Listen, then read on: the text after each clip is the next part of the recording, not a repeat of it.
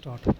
ਬੀਤੇ ਲੰਮੇ ਸਮੇਂ ਤੋਂ ਇਹ ਸ਼ਿਕਾਇਤਾਂ ਭਾਰਤ ਸਰਕਾਰ ਨੂੰ ਮਿਲ ਰਹੀਆਂ ਹਨ ਕਿ ਉਸ ਦੇ ਜੋ ਰਾਜਦੂਤ ਬਾਹਰਲੇ ਦੇਸ਼ਾਂ ਵਿੱਚ ਨਿਯੁਕਤ ਹਨ ਉਹਨਾਂ ਨੂੰ ਆਪਣੇ ਦੇਸ਼ ਦੇ ਸੱਭਿਆਚਾਰ ਦਾ ਵੀ ਲੋੜੀਂਦਾ ਗਿਆਨ ਨਹੀਂ ਡੰਡੀ। ਇਸ ਲਈ ਵਿਦੇਸ਼ ਵਿਭਾਗ ਨੇ ਇਸ ਕਮੀ ਨੂੰ ਪੂਰਾ ਕਰਨ ਲਈ ਇੱਕ ਜ਼ੋਰਦਾਰ ਸਿੱਖਿਆ ਕੋਰਸ ਚਲਾਉਣ ਦਾ ਫੈਸਲਾ ਕੀਤਾ ਹੈ ਡੰਡੀ। ਅਜਿਹਾ ਜਾਪਦਾ ਹੈ ਕਿ ਪਾਰਲੀਮੈਂਟ ਦੀ ਐਸਟੀਮੇਟ ਕਮੇਟੀ ਨੇ ਇਹ ਸ਼ਿਕਾਇਤਾਂ ਬਕਾਇਦਾ ਤੌਰ 'ਤੇ ਸਬੂਤਾਂ ਸਹਿਤ ਸਰਕਾਰ ਤੱਕ ਪਹੁੰਚਾਈਆਂ ਸਨ ਡੰਡੀ। ਇਸ ਦਾ ਸਿੱਟਾ ਇਹ ਨਿਕਲਿਆ ਹੈ ਕਿ ਭਾਰਤ ਦੀ ਵਿਦੇਸ਼ ਸੇਵਾ ਵਿੱਚ ਜੋ ਨੌਜਵਾਨ ਅਜਮਾਇਸ਼ੀ ਤੌਰ 'ਤੇ ਕੰਮ ਕਰਦੇ ਹਨ ਹੁਣ ਉਹਨਾਂ ਨੂੰ ਸੱਭਿਆਚਾਰਕ ਮਸਲਿਆਂ ਦਾ ਮੁੱਢਲਾ ਗਿਆਨ ਦਿੱਤਾ ਜਾਵੇਗਾ ਤਾਂ ਜੋ ਉਹ ਸਮੁੰਦਰੋਂ ਪਾਰ ਆਪਣੀਆਂ ਜ਼ਿੰਮੇਵਾਰੀਆਂ ਨੂੰ ਨਿਭਾਉਣ ਲਈ ਤਿਆਰ ਹੋ ਜਾਣ ਡੰਡੀ। Indian council of cultural relations ਜੋ ਕਿ ਵਿਦੇਸ਼ ਵਿਭਾਗ ਦਾ ਹੀ ਇੱਕ ਭਾਗ ਹੈ ਨੇ ਤਾਂ ਪੁਸਤਕਾਂ ਦੀ ਇੱਕ ਸੂਚੀ ਨਿਸ਼ਚਿਤ ਕੀਤੀ ਹੈ ਜਿਸ ਵਿੱਚੋਂ ਇਹਨਾਂ ਰਾਜਦੂਤਾਂ ਨੂੰ ਭਾਰਤੀ ਸੱਭਿਆਚਾਰ ਸੰਬੰਧੀ ਬੁਨਿਆਦੀ ਜਾਣਕਾਰੀ ਮਿਲੇਗੀ ਡੰਡੀ। ਇਹਨਾਂ ਨੌਜਵਾਨਾਂ ਨੂੰ ਕੇਵਲ ਭਾਰੀ ਵਸਤਾਂ ਦੇ ਕੇ ਛੱਡਿਆ ਨਹੀਂ ਜਾ ਸਕਦਾ ਅਤੇ ਸੰਭਵ ਹੈ ਕਿ ਜਦੋਂ ਉਹਨਾਂ ਦੀ ਸੇਵਾ ਦਾ ਅਜਮਾਇਸ਼ੀ ਸਮਾਂ ਪੂਰਾ ਹੋਵੇਗਾ ਤਾਂ ਇੱਕ ਪ੍ਰੀਖਿਆ ਲਈ ਜਾਵੇਗੀ ਕਿ ਉਹਨਾਂ ਨੇ ਸੱਚਮੁੱਚ ਹੀ ਇਹਨਾਂ ਪੁਸਤਕਾਂ ਵਿੱਚੋਂ ਲੋੜੀਂਦੀ ਜਾਣਕਾਰੀ ਪ੍ਰਾਪਤ ਕਰ ਲਈ ਹੈ ਡੰਡੀ। ਇਸ ਤੋਂ ਇਲਾਵਾ ਵਿਦੇਸ਼ ਸੇਵਾ ਵਿੱਚ ਜਾਣ ਵਾਲੇ ਨੌਜਵਾਨ ਲੋਕਾਂ ਨੂੰ ਭਾਰਤ ਦਰਸ਼ਨ ਕਰਵਾਉਣ ਲਈ ਜੋ ਯਾਤਰਾ ਕਰਵਾਈ ਜਾਵੇਗੀ ਉਹ ਵੀ ਉਹਨਾਂ ਦੇ ਪਾਠਕ੍ਰਮ ਦਾ ਹੀ ਇੱਕ ਹਿੱਸਾ ਹੋਵੇਗੀ ਡੰਡੀ। ਅਸਲ ਵਿੱਚ ਭਾਰਤੀ ਰਾਜਦੂਤਾਂ ਦੇ ਅਮਲੇ ਨੂੰ ਭਾਰਤ ਦਰਸ਼ਨ ਦੁਆਰਾ ਰਿਫਰੈਸ਼ਰ ਕੋਰਸ ਵੀ ਕਰਵਾਏ ਜਾਂਦੇ ਹਨ ਡੰਡੀ। ਭਰਾ ਇਹਨਾਂ ਨਵੇਂ ਸਿੱਖਿਅਕ ਕਦਮਾਂ ਦਾ ਸਵਾਗਤ ਕਰਨਾ ਚਾਹੀਦਾ ਹੈ ਕਿਉਂਕਿ ਇਹ ਇੱਕ ਸੱਚਾਈ ਹੈ ਕਿ ਬਾਹਰ ਜਾਣ ਵਾਲੇ ਭਾਰਤੀ ਨੌਜਵਾਨਾਂ ਨੂੰ ਆਪਣੇ ਦੇਸ਼ ਦੇ ਬਹੁਰੰਗੇ ਸੱਭਿਆਚਾਰ ਦਾ ਲੋੜੀਂਦਾ ਗਿਆਨ ਨਹੀਂ ਹੁੰਦਾ ਡੰਡੀ। ਇਹਨਾਂ ਵਿੱਚੋਂ ਕਈ ਅਫਸਰਾਂ ਨੂੰ ਤਾਂ ਭਾਰਤੀ ਇਤਿਹਾਸ ਦਾ ਵੀ ਲੋੜੀਂਦਾ ਗਿਆਨ ਨਹੀਂ ਹੁੰਦਾ ਡੰਡੀ। ਵਿਦੇਸ਼ ਸੇਵਾ ਲਈ ਜਦੋਂ ਅਧਿਕਾਰੀਆਂ ਦੀ ਚੋਣ ਕੀਤੀ ਜਾਂਦੀ ਹੈ ਤਾਂ ਉਹਨਾਂ ਦੀ ਬੜੀ ਸਖਤ ਪ੍ਰੀਖਿਆ ਲਈ ਜਾਂਦੀ ਹੈ ਡੰਡੀ। ਇਹ ਮੰਨੀ ਪ੍ਰਮੰਨੀ ਗੱਲ ਹੈ ਕਿ ਜਿਤਨੀ ਲਗਨ ਤੇ ਮਗਨਤਾ ਨਾਲ ਕੋਈ ਔਰਤ ਸੇਵਾ ਸਿਮਰਨ ਤੇ ਕੁਰਬਾਨੀ ਕਰ ਸਕਦੀ ਹੈ ਉਤਨੇ ਉਤਸ਼ਾਹ ਨਾਲ ਕੋਈ ਕਾਰਜ ਕਿਸੇ ਹੋਰ ਦੁਆਰਾ ਕੀਤਾ ਜਾਣਾ ਮੁਸ਼ਕਲ ਹੈ ਡੰਡੀ। ਸਾਇੰਸੀ ਤਜਰਬਿਆਂ ਤੋਂ ਵੀ ਇਹ ਸਿੱਧ ਹੋ ਚੁੱਕਾ ਹੈ ਕਿ ਰੱਬ ਨੇ ਮਨੁੱਖ ਨਾਲੋਂ ਔਰਤ ਵਿੱਚ ਵਧੇਰੇ ਮਾਤਰਾ ਵਿੱਚ ਪਿਆਰ ਸਹਿਨਸ਼ੀਲਤਾ ਸਬਰ ਸੰਤੋਖ ਤੇ ਮਮਤਾ ਦਾ ਸੰਚਾਰ ਕੀਤਾ ਹੈ ਡੰਡੀ। ਸ਼ਾਇਦ ਇਸੇ ਲਈ ਉਹ ਦੁੱਖ ਤਕਲੀਫਾਂ ਤੇ ਜ਼ਫਰ ਜਾਲ ਕੇ ਆਪਣੇ ਖੂਨ ਵਿੱਚੋਂ ਮਨੁੱਖ ਦੀ ਸਿਰਜਣਾ ਕਰਦੀਆਂ ਹਨ ਫਿਰ ਔਖ ਸੌਖ ਝੱਲ ਕੇ ਉਸ ਦੇ ਬੱਚੇ ਨੂੰ ਸਭ ਸੁੱਖ ਆਰਾਮ ਤੇ ਠੰਡੀ ਛਾਂ ਪਹੁੰਚਾਉਂਦੀਆਂ ਹਨ ਤੇ ਮਰਦੇ ਦਮ ਤੱਕ ਉਹਨਾਂ ਦੇ ਮੁਖਾਰ ਬਿੰਦ ਤੋਂ ਆਪਣੇ ਬੱਚਿਆਂ ਤੇ ਮਨੁੱਖਤਾ ਬਾਰੇ ਸ਼ੁਭ ਕਾਮਨਾਵਾਂ ਤੇ ਅਸੀਸਾਂ ਹੀ ਨਿਕਲਦੀਆਂ ਹਨ ਡੰਡੀ। ਇਹ ਵੀ ਅਨੁਮਾਨ ਹੈ ਕਿ ਜੇਕਰ ਇਸ ਸੰਸਾਰ ਵਿਚਲੇ ਤਲਖ ਜੀਵਨ ਵਿੱਚ ਕੁਝ ਮਿਠਾਸ, ਕੁਝ ਖੂਬਸੂਰਤੀ, ਕੁਝ ਸਹਿਨਸ਼ੀਲਤਾ ਤੇ ਕੁਝ ਰੰਗੀਨੀ ਸਾਨੂੰ ਹਾਲੇ ਵੀ ਬਾਕੀ ਦਿਸ ਰਹੀ ਹੈ, ਤਾਂ ਉਹ ਸੰਸਾਰ ਵਿੱਚ ਵਿਚਰਦੀਆਂ ਔਰਤਾਂ ਦੇ ਕਿਰਦਾਰ ਵਿਚਲੇ ਗੁਣਾਂ ਦੀ ਤਰਜਮਾਨੀ ਦਾ ਹੀ ਨਤੀਜਾ ਹੈ। ਵਰਨਾ ਮਨੁੱਖ ਨੇ ਸੰਡਿਆਂ ਦੇ ਭੇੜ ਵਾਂਗੂ ਆਪਣੀ ਹੈਂਕੜ, ਸੂਰਮ ਗਤੀ ਤੇ ਜਬਰ ਅਜਮਾਈ ਵਿੱਚ ਹੁਣ ਤੱਕ ਇਸ ਰਸਦੇ ਵਸਦੇ ਸੰਸਾਰ ਨੂੰ ਤਹਿ ਤੇਗ ਕਰ ਦਿੱਤਾ। ਡੰਡੀ ਜੇ ਅਜਿਹਾ ਕੁਝ ਹਾਲੇ ਤੱਕ ਨਹੀਂ ਹੋਇਆ ਤਾਂ ਇਸ ਪਿੱਛੇ ਔਰਤ ਦੇ ਸੂਖਮ ਜਜ਼ਬਿਆਂ ਦਾ ਪ੍ਰਭਾਵ ਕੰਮ ਕਰ ਰਿਹਾ ਹੈ। ਡੰਡੀ ਪਾਰਾ। ਇਸ ਲਈ ਔਰਤ ਜਾਤ ਨੂੰ ਕਿਸੇ ਨਿੰਦਿਆਜਨਕ ਸ਼ਬਦ ਨਾਲ ਭੰਡਣ ਦੀ ਥਾਂ ਇਸ ਦੇ ਵਾਸਤਵਿਕ ਗੁਣਾਂ ਨੂੰ ਦੇਖਦਿਆਂ ਹੋਇਆਂ ਇਸ ਦਾ ਯੋਗ ਮਾਣ ਤੇ ਸਤਿਕਾਰ ਕੀਤਾ ਜਾਵੇ ਤਾਂ ਸਾਨੂੰ ਘਰ ਘਰ ਵਿੱਚ ਸਤੀ ਸਵਿਤਰੀਆਂ ਦੇ ਦਰਸ਼ਨ ਹੋ ਸਕਦੇ ਹਨ। ਡੰਡੀ ਜੋ ਹਾਲਤ ਮਹਿਲਾਵਾਂ ਦੀ ਅੱਜ ਹੈ ਉਸ ਅਨੁਸਾਰ ਤਾਂ ਹਾਲੇ ਉਹ 18ਵੀਂ ਸਦੀ ਵਿੱਚ ਹੀ ਹਿਚਕੀਆਂ ਲੈ ਰਹੀਆਂ ਹਨ। ਡੰਡੀ ਇਸ ਲਈ ਅੱਜ ਕੱਲ੍ਹ ਦੇ ਮਨੁੱਖ ਨੂੰ ਆਪਣੇ ਅੰਦਰ ਇਹ ਗੱਲ ਬਿਲਕੁਲ ਘਰ ਕਰ ਲੈਣੀ ਚਾਹੀਦੀ ਹੈ ਕਿ ਉਸ ਦੇ ਸਮਾਜ, ਉਸ ਦੇ ਘਰ ਤੇ ਉਸ ਦੇ ਆਚਰਣ ਦਾ ਅੰਦਾਜ਼ਾ ਉਸ ਨਾਲ ਸੰਬੰਧਿਤ ਇਸਤਰੀ ਦੇ ਦਰਜੇ ਤੋਂ ਹੀ ਲਗਾਇਆ ਜਾ ਸਕਦਾ ਹੈ। ਡੰਡੀ ਔਰਤ ਹਕੀਕੀ ਤੌਰ 'ਤੇ ਮਨੁੱਖ ਦਾ ਬਿਹਤਰੀਨ ਅੱਧਾ ਭਾਗ ਹੈ ਤੇ ਇਸ ਨੂੰ ਇਸੇ ਹੀ ਭਾਵਨਾ ਵਿੱਚ ਲੈ ਕੇ ਸਾਨੂੰ ਇਸ ਦਾ ਮਾਣ ਸਤਿਕਾਰ ਕਰਨਾ ਚਾਹੀਦਾ ਹੈ। ਡੰਡੀ ਔਰਤ ਆਪਣੇ ਸੁਭਾਅ ਅਨੁਸਾਰ ਪਿਆਰ ਦੀ ਭੁੱਖੀ ਹੈ। ਡੰਡੀ ਇਸ ਨੂੰ ਸਦਾ ਪਿਆਰ ਤੇ ਵਕਾਰ ਦੇਵੋ ਤੇ ਬਦਲੇ ਵਿੱਚ ਇਹ ਆਪਣਾ ਸਭ ਕੁਝ ਕੁਰਬਾਨ ਕਰਨ ਨੂੰ ਤਿਆਰ ਹੋ ਜਾਂਦੀ ਹੈ। ਡੰਡੀ ਗੁਰ ਆਸ਼ੇ ਤੇ ਚਲਦਿਆਂ ਹੋਇਆਂ ਸਾਨੂੰ ਆਪਣੇ ਅੰਦਰ ਝਾਤੀ ਮਾਰ ਕੇ ਦੇਖਣਾ ਚਾਹੀਦਾ ਹੈ ਕਿ ਅਸੀਂ ਔਰਤ ਨੂੰ ਉਹ ਹੱਕ, ਉਹ ਮਾਣ, ਉਹ ਸਤਿਕਾਰ ਤੇ ਉਹ ਪਿਆਰ ਦੇ ਰਹੇ ਹਾਂ ਜਿਸ ਦੀ ਕਿ ਗੁਰੂ ਸਾਹਿਬਾਨ ਅਤੇ ਹੋਰ ਦਾਨਸ਼ਵਾਰਾਂ ਨੇ ਤਾਕੀਦ ਕੀਤੀ ਹੈ। ਡੰਡੀ ਜੇ ਅਸੀਂ ਇਸ ਖੇਤਰ ਵਿੱਚ ਪੂਰੇ ਹਾਂ ਤਾਂ ਫਿਰ ਕਿਸੇ ਔਰਤ ਨੂੰ ਦਾਜ ਦੀ ਬਲੀ 'ਤੇ ਚੜ੍ਹਨ ਦੀ ਲੋੜ ਨਹੀਂ। ਪਰ ਜੇ ਰੋਜ਼ ਇਹ ਖਬਰਾਂ ਅਖਬਾਰ ਦੀਆਂ ਸੁਰਖੀਆਂ ਬਣਦੀਆਂ ਹਨ ਤਾਂ ਇਸ ਤੋਂ ਇਹ ਅਵੱਸ਼ ਹੀ ਪ੍ਰਤੀਤ ਹੁੰਦਾ ਹੈ ਕਿ ਅਸੀਂ ਹਾਲੇ ਤੱਕ ਔਰਤ ਨੂੰ ਉਹ ਇਨਸਾਫ ਨਹੀਂ ਦੇ ਸਕੇ ਜਿਸ ਦੀਆਂ ਕਿ ਉਹ ਹੱਕਦਾਰ ਹਨ। ਡੰਡੀ ਸਾਨੂੰ ਇਹ ਵੀ ਸੋਚ ਲੈਣਾ ਚਾਹੀਦਾ ਹੈ ਕਿ ਇਸ ਤਰ੍ਹਾਂ ਦੀ ਬੇਇਨਸਾਫੀ ਬਹੁਤੀ ਦੇਰ ਨਹੀਂ ਚੱਲ ਸਕਦੀ। ਡੰਡੀ ਇਸ ਗੱਲ ਦਾ ਅਹਿਸਾਸ ਸਾਨੂੰ ਜਿਤਨਾ ਜਲਦੀ ਹੋ ਜਾਵੇਗਾ ਉਤਨਾ ਹੀ ਮਾਨਵਤਾ ਦੇ ਹਿੱਤ ਵਿੱਚ ਹੋਵੇਗਾ। ਡੰਡੀ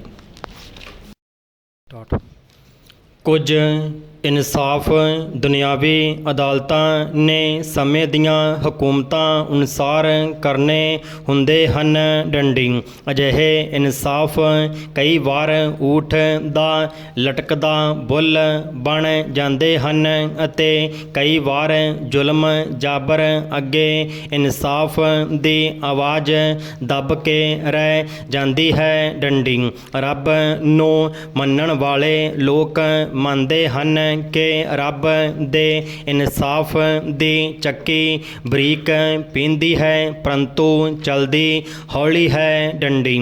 ਇਸ ਸਮੇਂ ਗੁਰੂ ਗ੍ਰੰਥ ਸਾਹਿਬ ਦੀ ਬੇਅਦਬੀ ਤੇ ਬਾਈਬਲ ਕਲਾ ਗੋਲੀ ਕਾਂਡ ਦੇ ਮਾਮਲੇ ਦੇ ਇਨਸਾਫ ਲਈ ਸਿੱਖ ਕੌਮ ਤਰਲੋ ਮੱਛੀ ਹੈ ਡੰਡੀ, ਪਰੰਤੂ ਕੌਮ ਦੇ ਹੱਥ 'ਚੋਂ ਜਿਵੇਂ ਇਨਸਾਫ ਖੋਹਿਆ ਗਿਆ ਹੈ ਉਸ ਨਾਲ ਕੌਮ 'ਚ ਡਾਢੀ ਨਿਰਾਸ਼ਤਾ ਹੈ ਡੰਡੀ। ਦੂਜੇ ਪਾਸੇ ਇਨਸਾਫ ਨੂੰ ਲੈ ਕੇ ਭੰਬਲ ਭੂਸਾ ਖੜਾ ਕਰ ਦਿੱਤਾ ਗਿਆ ਹੈ ਡੰਡੀ। ਦੋਸ਼ੀ ਵੰਗਾਰ ਰਹੇ ਹਨ ਡੰਡੀ। ਇਨਸਾਫ ਦੇਣ ਵਾਲੇ ਮੂੰਹ ਲੁਕਾਉਂਦੇ ਫਿਰ ਰਹੇ ਹਨ ਡੰਡੀ। ਜਿਸਨੇ ਇਨਸਾਫ ਲਈ ਕਦਮ ਵਧਾਏ ਸਨ ਉਸ ਦਾ ਕਿਰਦਾਰ ਸ਼ੱਕੀ ਬਣਾਇਆ ਜਾ ਰਿਹਾ ਹੈ ਡੰਡੀ। ਭਾਵੇਂ ਕੌਮ ਪੂਰਾ ਸੱਚ ਜਾਣਦੀ ਹੈ ਪਰੰਤੂ ਉਹ ਇਸ 'ਤੇ ਕੋਈ ਮੋਹਰ ਚਾਹੁੰਦੀ ਹੈ ਡੰਡੀ। ਦੋਸ਼ੀਆਂ ਨੂੰ ਦੁਨਿਆਵੀ ਅਦਾਲਤਾਂ 'ਚੋਂ ਸਜ਼ਾ ਚਾਹੁੰਦੀ ਹੈ ਡੰਡੀ। ਇਸ ਸਮੇਂ ਜਦੋਂ ਬੇਅਦਬੀ ਮੁੱਦੇ 'ਤੇ ਬਾਈਬਲ ਕਲਾ ਗੋਲੀ ਕਾਂਡ 'ਚੋਂ ਕੌਮ ਨੂੰ ਇਨਸਾਫ ਮਿਲੂ ਜਾਂ ਨਹੀਂ ਪ੍ਰਸ਼ਨ ਚਿੰਨ੍ਹ ਭਰਾ ਇਹ ਸਵਾਲ ਖੜ੍ਹੇ ਹਨ। ਉਸ ਸਮੇਂ ਕੌਮ ਨੂੰ ਹਾਕਮਾਂ ਦੇ ਇਨਸਾਫ ਦੀ ਥਾਂ ਆਪਣਾ ਨਿਰਣਾ ਲੈਣਾ ਬਣਦਾ ਹੈ ਤਾਂ ਕਿ ਪੂਰਾ ਸੱਚ ਪੰਥ ਸਾਹਮਣੇ ਆ ਸਕੇ ਡੰਡੀ। ਇਸ ਸਮੇਂ ਪੰਥਕ ਸੋਚ ਵਾਲੇ ਜੱਜਾਂ ਵਕੀਲਾਂ ਤੇ ਵੱਖ-ਵੱਖ ਖੇਤਰਾਂ ਦੇ ਮਾਹਿਰਾਂ ਦੀ ਇੱਕ ਟੀਮ ਪੰਥਕ ਅਦਾਲਤਾਂ ਵਜੋਂ ਨਾਮਜ਼ਦ ਕੀਤੀ ਜਾਣੀ ਚਾਹੀਦੀ ਹੈ ਡੰਡੀ, ਜਿਹੜੀ ਇਸ ਸਮੁੱਚੇ ਕਾਂਡ ਦੀ ਡੂੰਘਾਈ ਨਾਲ ਜਾਂਚ ਕਰੇ। ਕੁੰਵਰ ਵਿਜੇ ਪ੍ਰਤਾਪ ਦੀ ਰਿਪੋਰਟ ਵੀ ਜਾਂਚੀ ਜਾਣੀ ਚਾਹੀਦੀ ਹੈ ਡੰਡੀ। ਉਸ ਤੋਂ ਬਾਅਦ ਕੋਈ ਕੌਮੀ ਫੈਸਲਾ ਸੁਣਾਇਆ ਜਾਵੇ ਡੰਡੀ।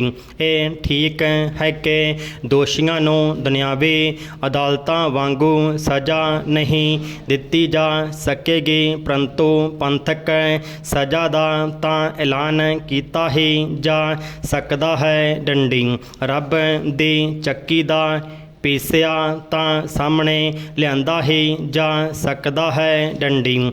ਅੱਜ ਤੱਕ ਸਰਬੱਤ ਖਾਲਸਾ ਤੋਂ ਲੈ ਕੇ ਬਰਗਾੜੀ ਮੋਰਚੇ ਤੱਕ ਹਰ ਪੰਥਕ ਇਕੱਤਰ ਨੇ ਦੋਸ਼ੀਆਂ ਦੀ ਕਤਾਰ 'ਚ ਹੀ ਨਹੀਂ ਸਗੋਂ ਦੋਸ਼ੀਆਂ ਵਜੋਂ ਬਾਦਲਕਿਆਂ ਨੂੰ ਨਾਮਜ਼ਦ ਕੀਤਾ ਹੈ ਡੰਡੀ, ਪਰੰਤੂ ਕਿਸੇ ਪੰਥਕ ਇਕੱਠ ਇੱਥੋਂ ਤੱਕ ਕਿ ਪੰਥਕ ਅਦਾਲਤ ਮੰਨੇ ਜਾਂਦੇ ਸਰਬੱਤ ਖਾਲਸਾ ਨੇ ਵੀ ਬਾਦਲਾਂ ਵਿਰੁੱਧ ਫੈਸਲਾ ਨਹੀਂ ਲਿਆ ਜਦੋਂ ਕਿ ਸਮੁੱਚਾ ਪੰਥ ਇਹ ਫੈਸਲਾ ਸੁਣਨ ਲਈ ਕਾਹਲਾ ਹੈ ਡੰਡੀ।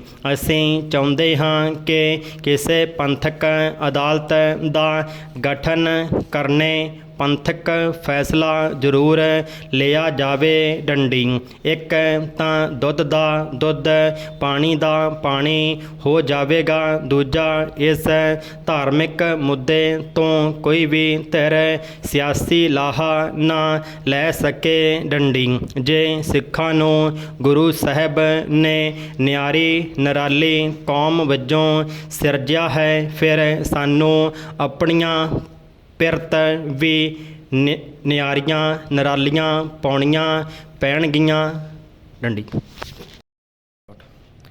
ਸਿੱਖ ਪੰਥ ਦੁਨੀਆ ਦਾ ਨਿਆਰਾ ਪੰਥ ਹੈ। ਇਹ ਧਰਮ ਮਨੁੱਖਤਾ ਦੀ ਬਰਾਬਰੀ, ਮਾਨਵਤਾ ਦੇ ਭਲੇ ਅਤੇ ਏਕਸ ਕੇ ਹਮ ਬਾਰਕ ਦਾ ਨਾਰਾ ਬੁਲੰਦ ਕਰਦਿਆਂ ਹੋਇਆਂ ਦੁਨੀਆ 'ਚ ਹੁੰਦੇ ਹਰ ਵਿਤਕਰੇ, ਸ਼ੋਸ਼ਣ, ਜ਼ੋਰ ਜ਼ਬਰ ਤੇ ਬੇਇਨਸਾਫੀ ਵਿਰੁੱਧ ਡਟਣ ਦਾ ਹੋਕਾ ਦਿੰਦਾ ਹੈ ਡੰਡੀ। ਸਿੱਖੀ ਦੀ ਮਾਨਵਤਾਵਾਦੀ ਪਹੁੰਚ ਅਤੇ ਜ਼ੋਰ ਜ਼ਬਰ ਵਿਰੁੱਧ ਡਟਣ ਲਈ ਕੁਰਬਾਨੀ, ਦ੍ਰਿੜਤਾ ਤੇ ਬਹਾਦਰੀ ਦੇ ਅਸੀਮ ਗੁਣਾਂ ਸਦਕਾ ਦੁਨੀਆ ਦੀਆਂ ਪਖੰਡੀ ਤੇ ਅਡੰਬਰੀ ਤਾਕਤਾਂ ਹਮੇਸ਼ਾ ਸਿੱਖੀ ਦੇ ਖਾਤਮੇ ਲਈ ਇਸ ਦੀਆਂ ਜੜ੍ਹਾਂ 'ਤੇ ਆਏ ਦਿਨ ਤਿੱਖੇ ਵਾਰ ਕਰਦੀਆਂ ਰਹਿੰਦੀਆਂ ਹਨ ਡੰਡੀ। ਇਹਨਾਂ ਸ਼ਕਤੀਆਂ ਨੇ ਸਿੱਖੀ 'ਚ ਮਿਲਾਵਟ ਲਈ ਮੁੜ ਤੋਂ ਇਸ ਤੇ ਬ੍ਰਾਹਮਣਵਾਦ ਦੀ ਪਾਖੰਡੀ ਅਮਰਵੇਲ ਚੜਾਉਣ ਦਾ ਹਰ ਸੰਭਵ ਯਤਨ ਕੀਤਾ ਹੈ ਡੰਡੀ। ਇਹੋ ਕਾਰਨ ਹੈ ਕਿ 19ਵੀਂ ਸਦੀ 'ਚ ਸਿੱਖਾਂ 'ਚ ਮੁੜ ਤੋਂ ਬ੍ਰਾਹਮਣਵਾਦ ਭਾਰੂ ਹੋ ਗਿਆ ਸੀ ਅਤੇ ਜਾਤ ਪਾਤ, ਊਚ ਨੀਚ, ਪਖੰਡ, ਵਹਿਮ ਭਰਮ ਪੂਰੀ ਤਰ੍ਹਾਂ ਹਾਵੀ ਹੋ ਗਏ ਸਨ ਡੰਡੀ। ਉਸ ਸਮੇਂ ਗਿਆਨੀ ਦਿੱਤ ਸਿੰਘ ਤੇ ਭਾਈ ਵੀਰ ਸਿੰਘ ਵਰਗੀਆਂ ਗਿਆਨਵਾਨ ਸਿੱਖੀ ਦਰਦ ਵਾਲੀਆਂ ਸ਼ਖਸੀਅਤਾਂ ਨੇ ਸਿੰਘ ਸਭਾ ਲਹਿਰ ਆਰੰਭੀ ਸੀ ਅਤੇ ਪਖੰਡੀ ਤਾਕਤਾਂ ਦਾ ਮੂੰਹ ਭੰਨਣ ਲਈ ਸਿੱਖਾਂ ਨੂੰ ਜਗਾਇਆ ਵੀ ਸੀ ਅਤੇ ਸਿੱਖਾਂ 'ਚ ਆ ਚੁੱਕੀ ਮਨਮੱਤ ਨੂੰ ਰੋਕਣ ਲਈ ਡੰਡੇ ਦੀ ਚੋਟ ਤੇ ਨਗਾਰਾ ਵਜਾਇਆ ਸੀ ਡੰਡੀ। 1879 'ਚ ਉੱਠੀ ਸਿੰਘ ਸਭਾ ਲਹਿਰ ਨੇ ਸਿੱਖੀ ਦੀ ਮੁੜ ਸੁਰਜੀਤੀ ਦਾ ਨਾਅਰਾ ਦਿੰਦਿਆਂ ਸਿੱਖਾਂ ਨੂੰ ਸਿਰਫ ਤੇ ਸਿਰਫ ਸ੍ਰੀ ਗੁਰੂ ਗ੍ਰੰਥ ਸਾਹਿਬ ਨੂੰ ਗੁਰੂ ਮੰਨਣ ਦੇ ਦਸ਼ਮੇਸ਼ ਪਿਤਾ ਦੇ ਹੁਕਮ ਨੂੰ ਮੁੜ ਯਾਦ ਕਰਵਾਇਆ ਸੀ ਡੰਡੀ। ਸਿੰਘ ਸਭਾ ਲਹਿਰ ਨੇ ਵਹਿਮਾਂ ਭਰਮਾਂ, ਮੜੀ ਮਸਾਣਾ, ਗੁਰੂ ਡੰਮ ਤੇ ਫੋਕੇ ਅਡੰਬਰਾਂ ਵਿਰੁੱਧ ਜੰਗ ਛੇੜੀ ਸੀ ਡੰਡੀ। ਭਾਵੇਂ ਕਿ ਉਸ ਸਮੇਂ ਦੇ ਧਾਰਮਿਕ ਆਗੂਆਂ ਜਿਹੜੇ ਪਖੰਡੀ ਤੇ ਲੋਭੀ ਲਾਲਸੀ ਹੋ ਚੁੱਕੇ ਸਨ ਵੱਲੋਂ ਡਟਵਾਂ ਵਿਰੋਧ ਕੀਤਾ ਗਿਆ, ਪਰੰਤੂ ਸਿੱਖ ਕੌਮ ਨੇ ਸੱਚ ਦੀ ਇਸ ਆਵਾਜ਼ ਨੂੰ ਸੁਣਿਆ ਹੀ ਨਹੀਂ ਸਗੋਂ ਬਹੁਤ ਹੱਦ ਤੱਕ ਮੰਨਿਆ ਵੀ ਸੀ, ਜਿਸ ਦੇ ਸਿੱਟੇ ਵਜੋਂ ਸਿੰਘ ਸਭਾ ਲਹਿਰ ਨੇ ਸਿੱਖੀ 'ਚ ਆ ਚੁੱਕੇ ਨਿਘਾਰ ਨੂੰ ਠੱਲਣ 'ਚ ਵੱਡੀ ਸਫਲਤਾ ਪ੍ਰਾਪਤ ਕੀਤੀ ਸੀ ਡੰਡੀ।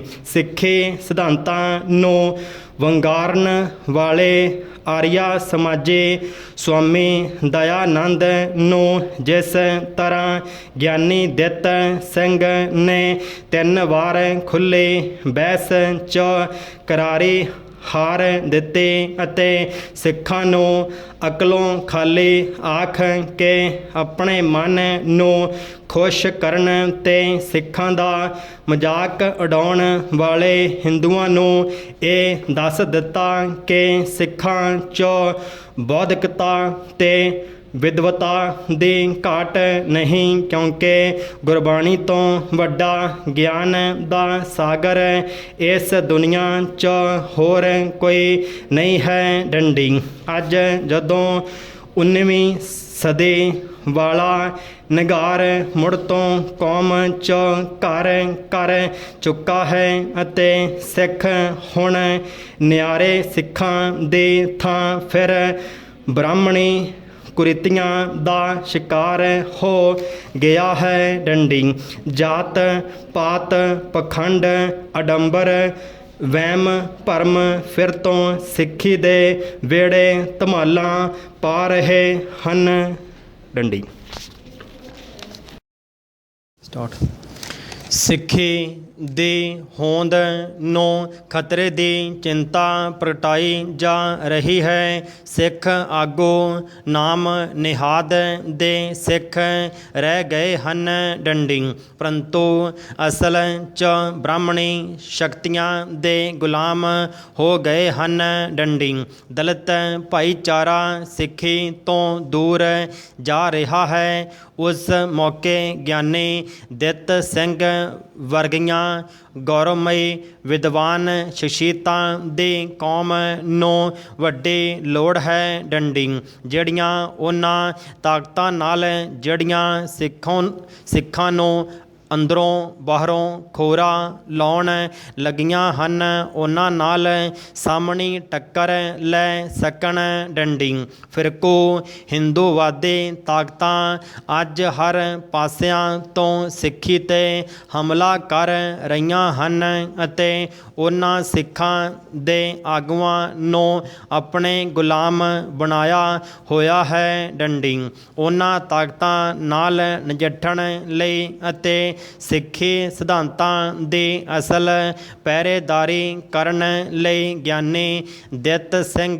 ਵਰਗੀਆਂ ਸ਼ਖਸੀਅਤਾਂ ਹੀ ਮੈਦਾਨ 'ਚ ਨਿੱਤਰ ਸਕਦੀਆਂ ਹਨ ਡੰਡੀ। ਜਿਵੇਂ ਅਸੀਂ ਪਹਿਲਾਂ ਹੀ ਲਿਖਿਆ ਸੀ ਕਿ ਜਦੋਂ ਭਾਈ ਵੀਰ ਸਿੰਘ, ਗਿਆਨੀ ਦਿੱਤ ਸਿੰਘ, ਸਰਦਾਰ ਕਪੂਰ ਸਿੰਘ ਵਰਗੀਆਂ ਕੌਮ ਦੀਆਂ ਮਹਾਨ ਸ਼ਖਸੀਅਤਾਂ ਨੂੰ ਯਾਦ ਕਰਦੇ ਹਾਂ ਤਾਂ ਕੌਮ 'ਚ ਬੌਧਿਕਤਾ ਅਤੇ ਵਿਦਵਤਾ ਦੀ ਘਾਟ ਬਾਰੇ ਵੀ ਜ਼ਰੂਰ ਸੋਚਣਾ ਚਾਹੀਦਾ ਹੈ ਡੰਡੀ।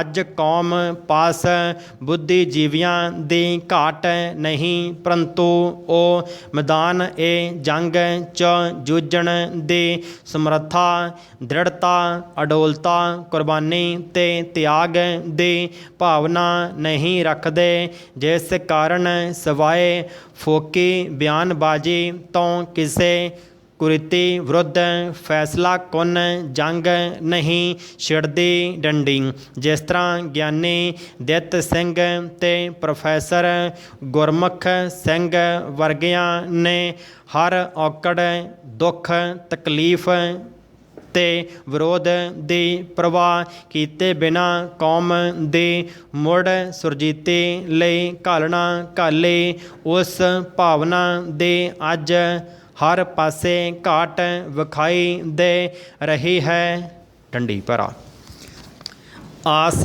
ਦੀ ਕਿਰਨ ਹੈ ਕਿ ਅਸੀਂ ਇਹਨਾਂ ਮਹਾਨ ਸ਼ਖਸੀਅਤਾਂ ਜਿਨ੍ਹਾਂ ਨੂੰ ਭੁੱਲ ਵਿਸਰ ਗਏ ਸਾਂ, ਹੁਣ ਮੁੜ ਤੋਂ ਯਾਦ ਕੀਤਾ ਜਾਣ ਲੱਗ ਪਿਆ ਹੈ ਡੰਡੀ। ਪਰੰਤੂ ਲੋੜ ਹੈ ਕਿ ਅਸੀਂ ਮੁੜ ਆਵੀ ਬਾਬਾ ਨਾਨਕਾ ਵਾਲੀ ਰੱਟ ਅਤੇ ਭਾਵਨਾ ਨੂੰ ਛੱਡ ਕੇ ਬਾਬਾ ਨਾਨਕ ਦੇ ਦਰਸਾਏ ਮਾਰਗ ਨੂੰ ਅਪਣਾਉਣ ਦੀ ਸੋਚ ਵਾਲੇ ਬਣੀਏ ਅਤੇ ਗਿਆਨੀ ਦਿੱਤ ਸਿੰਘ ਵੱਲੋਂ ਪਾਈਆਂ ਪੈੜ ਚਾਲਾਂ ਨੂੰ ਸਮੇਂ ਦੀ ਹਿੱਕ ਤੋਂ ਪਛਾਣ ਕੇ ਉਹਨਾਂ ਨਾਲ ਕਦਮ ਮਿਲਾ ਕੇ ਤੁਰਨ ਦਾ ਯਤਨ ਕਰੀਏ ਡੰਡੀ। ਅੱਜ ਬਿਨਾਂ ਸ਼ੱਕ ਸਿੱਖੀ ਦੇ ਆ ਚੁੱਕੇ ਨਿਗਾਰ ਨੂੰ ਰੋਕਣ ਲਈ ਇੱਕ ਹੋਰ ਸਿੰਘ ਸਭਾ ਲਹਿਰ ਦੀ ਵੱਡੀ ਲੋੜ ਹੈ ਅਤੇ ਉਹ ਲਹਿਰ ਤਦ ਹੀ ਪੈਦਾ ਹੋਵੇਗੀ ਜੇ ਗਿਆਨੀ ਦਿੱਤ ਸਿੰਘ ਦੇ ਵਾਰਿਸ ਉੱਠ ਖੜ੍ਹੇ ਹੋਣਗੇ ਡੰਡੀ। ਸਟਾਰਟ। ਲੁਧਿਆਣੇ ਦੇ ਵਿਕਾਸ ਅਤੇ ਖੁਸ਼ਹਾਲੀ ਦੀ ਕਹਾਣੀ ਸਰਲ ਨਹੀਂ ਡੰਡੀ। ਭਾਰਤ ਦੀ ਆਜ਼ਾਦੀ ਤੱਕ ਇਸ ਸ਼ਹਿਰ ਦੀ ਪ੍ਰਸਿੱਧੀ ਕੇਵਲ ਕੁਝ ਖੱਡੀ ਅਤੇ ਹੌਜ਼ਰੀ ਦੇ ਸਮਾਨਾਂ ਦੀ ਬਣਤਰ ਤੱਕ ਹੀ ਨਿਰਭਰ ਕਰਦੀ ਸੀ, ਪਰ ਇਸ ਤੋਂ ਮਗਰੋਂ ਦੇ ਸਾਲਾਂ ਵਿੱਚ ਇਸ ਨੇ ਹਰ ਖੇਤਰ ਵਿੱਚ ਕਰਾਮਾਤੀ ਇਨਕਲਾਬ ਲਿਆਂਦਾ ਹੈ ਡੰਡੀ। ਹੌਜ਼ਰੀ ਤੇ ਲਾਈਟ ਇੰਡਸਟਰੀ ਵਿੱਚ ਇਹ ਉੱਤਰੀ ਭਾਰਤ ਵਿੱਚ ਅਰਬਾਂ ਰੁਪਇਆਂ ਦੀ ਵਿਦੇਸ਼ੀ ਮੁਦਰਾ ਕਮਾਉਣ ਵਾਲੇ ਮਹੱਤਵਪੂਰਨ ਕੇਂਦਰ ਵਜੋਂ ਉੱਭਰ ਕੇ ਸਾਹਮਣੇ ਆਇਆ ਹੈ। ਡੰਡੀ ਆਪਣੀ ਵਧੀਆ ਕੁਆਲਿਟੀ ਤੇ ਪਾਏਦਾਰੀ ਕਾਰਨ ਇਸ ਦੇ ਮਾਲ ਦੀ ਮੰਗ ਦੁਨੀਆ ਦੇ ਹਰ ਦੇਸ਼ ਵਿੱਚ ਹੈ। ਡੰਡੀ ਲੁਧਿਆਣੇ ਦੀ ਸਾਈਕਲ ਦੀ ਮੰਗ ਯੂਰਪੀ ਦੇਸ਼ਾਂ ਵਿੱਚ ਵੀ ਉਤਨੀ ਹੀ ਹੈ ਜਿਤਨੀ ਕਿ ਏਸ਼ੀਆਈ ਦੇਸ਼ਾਂ ਵਿੱਚ। ਡੰਡੀ ਲੁਧਿਆਣੇ ਦੀ ਖੇਤੀਬਾੜੀ ਯੂਨੀਵਰਸਿਟੀ ਦੇ ਬਹੁ ਮੰਤਵੀ ਕਾਰਜਾਂ ਅਤੇ ਮਾਰਗਦਰਸ਼ਨ ਨੇ ਹਰਾ ਇਨਕਲਾਬ ਲਿਆ ਕੇ ਪੰਜਾਬ ਨੂੰ ਭਾਰਤ ਦਾ ਅੰਨ ਭੰਡਾਰ ਤਾਂ ਬਣਾਇਆ ਹੀ ਹੈ, ਪਰ ਲੁਧਿਆਣੇ ਜ਼ਿਲ੍ਹੇ ਨੂੰ ਇਹ ਮਾਣ ਤੇ ਗੌਰਵ ਵੀ ਪ੍ਰਦਾਨ ਕਰਵਾਇਆ ਹੈ ਕਿ ਇਸ ਜ਼ਿਲ੍ਹੇ ਦੀ ਕਣਕ ਦੀ ਉਪਜ ਦੁਨੀਆ ਭਰ ਦੇ ਸਮੂਹ ਜ਼ਰਾਇਤੀ ਖੇਤਰਾਂ ਵਿੱਚ ਪ੍ਰਤੀ ਏਕੜ ਦੇ ਹਿਸਾਬ ਨਾਲ ਸਾਰੇ ਸੰਸਾਰ ਵਿੱਚੋਂ ਵਧੇਰੇ ਨਿਕਲ ਰਹੀ ਹੈ। ਡੰਡੀ ਲੁਧਿਆਣੇ ਦੀਆਂ ਪਹਿਲੇ ਨੰਬਰ 'ਤੇ ਆਉਣ ਵਾਲੀਆਂ ਕਿਰਿਆਵਾਂ ਦਾ ਜੇ ਬਰੇਕਬਿੰਨੀ ਨਾਲ ਵਰਣਨ ਕਰਨਾ ਹੋਵੇ ਤਾਂ ਪੂਰੀ ਕਿਤਾਬ ਲਿਖੀ ਜਾ ਸਕਦੀ ਹੈ, ਪਰੰਤੂ ਸੰਖੇਪਤਾ ਨੂੰ ਹੱਥੋਂ ਨਾ ਛੱਡਦਿਆਂ ਹੋਇਆਂ ਤੇ ਉੜਦੀ ਸ਼ੋਅ ਦਿੰਦਿਆਂ ਹੋਇਆਂ ਇਹੀ ਕਿਹਾ ਜਾਂਦਾ ਹੈ ਕਿ ਜਿਤਨੀ ਬਿਜਲੀ ਪੰਜਾਬ ਵਿੱਚ ਉਪਜਦੀ ਹੈ ਉਸ ਦਾ ਤਕਰੀਬਨ 5ਵਾਂ ਹਿੱਸਾ ਇਸ ਸ਼ਹਿਰ ਵਿੱਚ ਖਪਤ ਹੋ ਜਾਂਦਾ ਹੈ। ਡੰਡੀ ਇਸ ਤੱਥ ਨੂੰ ਗੰਭੀਰਤਾ ਨਾਲ ਲੈਂਦਿਆਂ ਹੋਇਆਂ ਪੰਜਾਬ ਰਾਜ ਬਿਜਲੀ ਬੋਰਡ ਵੱਲੋਂ ਹਰ ਪ੍ਰਕਾਰ ਦੇ ਯਤਨ ਕੀਤੇ ਜਾ ਰਹੇ ਹਨ ਕਿ ਉਦਯੋਗਾਂ ਨੂੰ ਵੱਧ ਤੋਂ ਵੱਧ ਬਿਜਲੀ ਦਿੱਤੀ ਜਾ ਸਕੇ ਤਾਂ ਜੋ ਉਦਯੋਗਿਕ ਵਿਕਾਸ ਦੀ ਗੱਡੀ ਮੰਦੀ ਨਾ ਪਵੇ। ਡੰਡੀ ਦੂਜੇ ਪਾਸੇ ਮਾਲ ਦੀ ਤੇਜ਼ੀ ਨਾਲ ਢੋਆ ਢਵਾਈ ਲਈ ਤੇਜ਼ ਰਫ਼ਤਾਰ ਐਕਸਪ੍ਰੈਸ ਰੇਲ ਗੱਡੀਆਂ ਦਾ ਵੀ ਪ੍ਰਬੰਧ ਕੀਤਾ ਗਿਆ ਹੈ। ਡੰਡੀ ਸਨਅਤਕਾਰਾਂ ਤੇ ਵਪਾਰੀਆਂ ਦੀ ਸੇਵਾ ਵਿੱਚ ਹਵਾਈ ਸਫ਼ਰ ਦੀ ਆਧੁਨਿਕ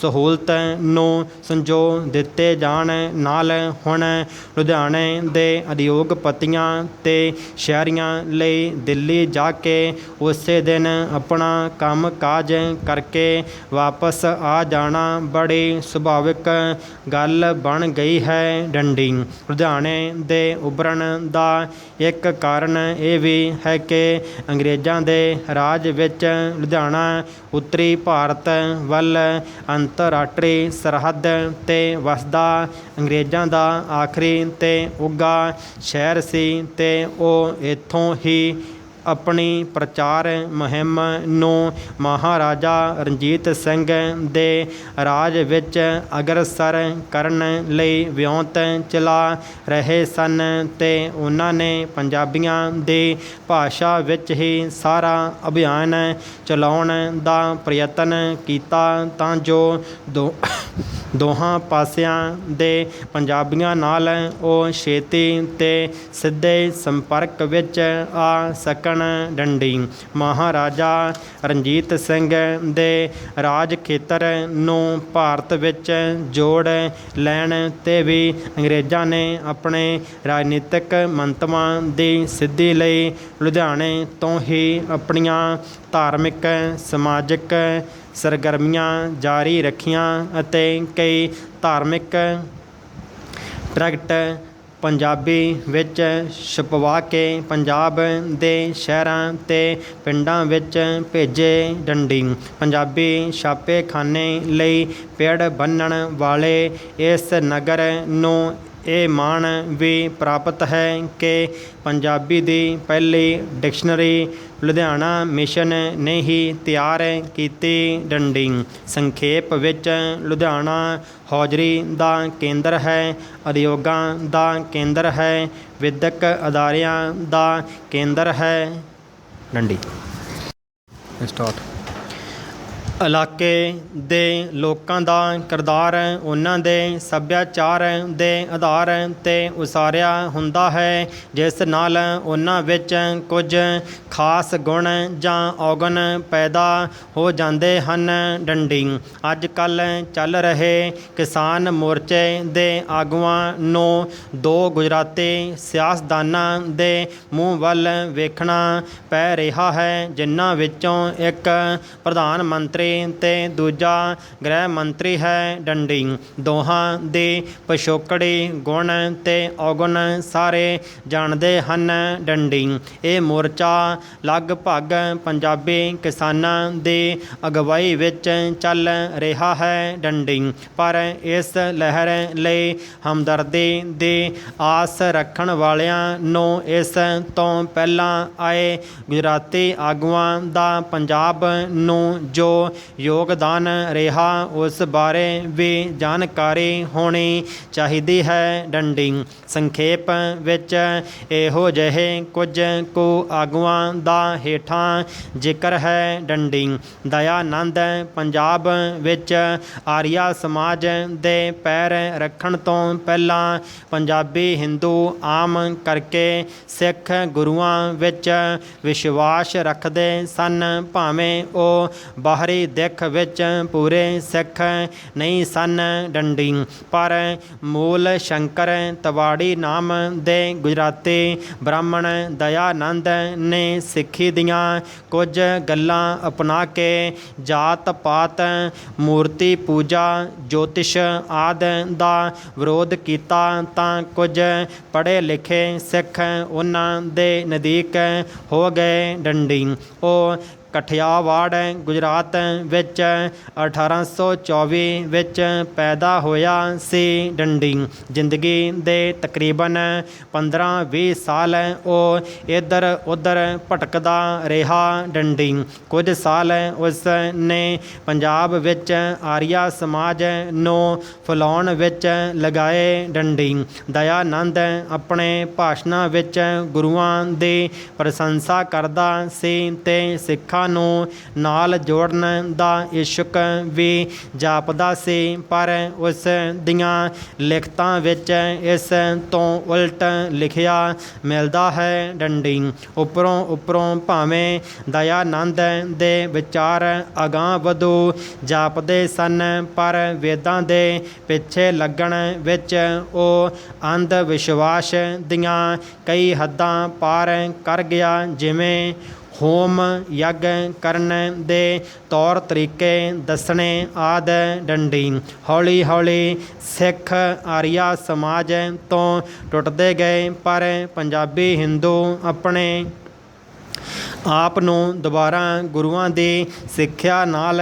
ਨਾ ਜੋੜ ਸਕੇ। ਡੰਡੀ ਆਰੀਆ ਸਮਾਜ ਦੀਆਂ ਮੁਸਲਮਾਨਾਂ ਵਿਰੁੱਧ ਕਾਰਵਾਈਆਂ ਨਾਲ ਪੰਜਾਬੀਆਂ ਦੀ ਆਪਸੀ ਨਫ਼ਰਤ ਹੋਰ ਵਧੀ। ਡੰਡੀ ਹੌਲੀ ਹੌਲੀ ਇਸ ਦਾ ਸਿੱਟਾ ਸਿੱਖਾਂ ਤੇ ਹਿੰਦੂਆਂ ਦੇ ਆਪਸੀ ਵੈਰ ਵਿਰੋਧ ਅਤੇ ਮੁਸਲਮਾਨਾਂ ਨਾਲ ਨਫ਼ਰਤ ਵਧਣ ਵਿੱਚ ਵੀ ਨਿਕਲਿਆ। ਡੰਡੀ ਮੁਸਲਮਾਨ ਭਾਵੇਂ 1947 ਦੇ ਬਟਵਾਰੇ ਵਿੱਚ ਵੱਖਰਾ ਦੇਸ਼ ਬਣਾ ਕੇ ਇੱਥੋਂ ਚਲੇ ਗਏ, ਪਰ ਦਇਆਨੰਦ ਦੀਆਂ ਕਾਰਵਾਈਆਂ ਨੇ ਪੰਜਾਬੀ ਸਿੱਖਾਂ ਤੇ ਹਿੰਦੂਆਂ ਵਿੱਚ ਵੀ ਸਦਾ ਲਈ ਪਾੜਾ ਪਾ ਦਿੱਤਾ। ਡੰਡੀ ਇਹੀ ਕਾਰਨ ਹੈ ਕਿ ਆਜ਼ਾਦੀ ਦੇ ਸੰਘਰਸ਼ ਵਿੱਚ ਹਿੱਸਾ ਪਾਉਣ ਦੇ ਬਾਵਜੂਦ 1947 ਤੋਂ ਬਾਅਦ ਪੰਜਾਬੀ ਹਿੰਦੂਆਂ ਨੇ ਪੰਜਾਬ ਦੇ ਕਿਸੇ ਵੀ ਮਸਲੇ ਵਿੱਚ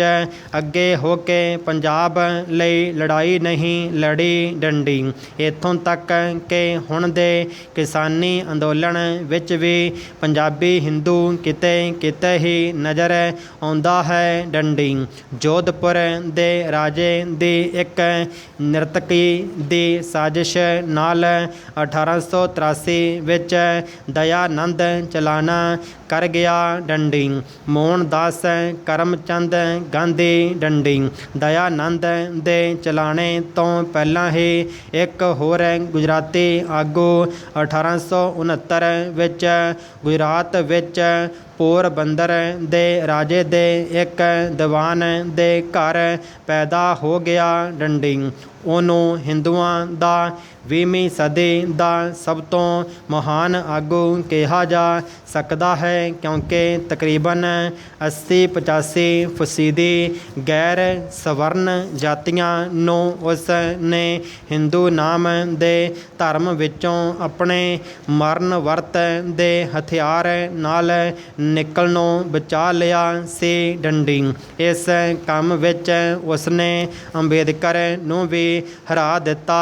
ਡੰਡੀ ਅੱਧ ਨੰਗੇ ਧਾਰਮਿਕ ਜਿਹੇ ਲਿਬਾਸ ਵਿੱਚ ਗਾਂਧੀ ਅੰਤਾਂ ਦੀ ਸਿਆਸਤ ਕਰ ਗਿਆ। ਡੰਡੀ ਉਹਦੇ ਲਫ਼ਜ਼ਾਂ ਤੇ ਕੰਮਾਂ ਵਿੱਚ ਸਿੱਖਾਂ ਨਾਲ ਨਫ਼ਰਤ ਵਾਰ-ਵਾਰ ਝਲਕਦੀ ਹੈ, ਪਰ ਫਿਰ ਵੀ ਉਹ ਸਿੱਖਾਂ ਨੂੰ ਬੇਵਕੂਫ ਬਣਾਉਣ ਵਿੱਚ ਅਤ ਦਾ ਸਫਲ ਰਿਹਾ। ਡੰਡੀ ਉਹ ਸਿੱਖਾਂ ਨੂੰ ਅੰਗਰੇਜ਼ਾਂ ਵਿਰੁੱਧ ਚੱਲ ਰਹੀ ਆਪਣੀ ਠੰਡੀ ਜੰਗ ਵਿੱਚ ਸ਼ਾਮਲ ਕਰਨ ਵਿੱਚ ਸਫਲ ਰਿਹਾ, ਭਾਵੇਂ ਕਿ ਕੁਝ ਗਰਮ ਦਲੀਏ ਸਿੱਖ ਉਸ ਦੀ ਚਾਲ ਵਿੱਚ ਫਸਣੋਂ ਬਚੇ ਵੀ ਰਹੇ। ਡੰਡੀ ਉਹ ਸਿੱਖਾਂ ਨੂੰ ਮਹੰਤਾਂ ਤੋਂ ਗੁਰਦੁਆਰੇ ਆਜ਼ਾਦ ਕਰਾਉਣ ਵਿਰੁੱਧ ਸਲਾਹਾਂ ਦਿੰਦਾ ਸੀ ਤੇ ਕਹਿੰਦਾ ਸੀ ਕਿ ਅੰਗਰੇਜ਼ਾਂ ਦੇ ਜਾਣ ਤੋਂ ਬਾਅਦ ਇਹ ਕੰਮ ਕਰ ਲਵਾਂਗੇ, ਪਰ ਜਦੋਂ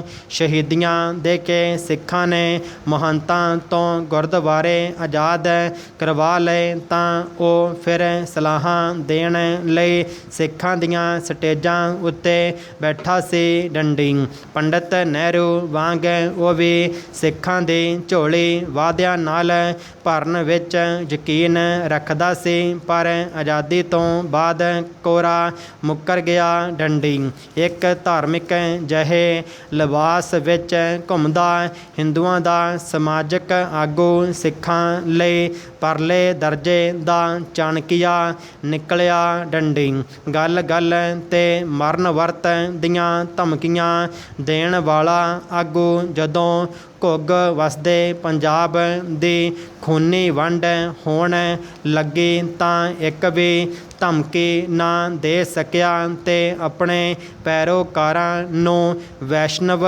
ਜਨ ਧਾਰਮਿਕ ਗੀਤ ਸੁਣਾਉਣ ਦੀ ਕਵਾਇਦ ਕਰਦਾ ਰਿਹਾ। ਡੰਡੀ।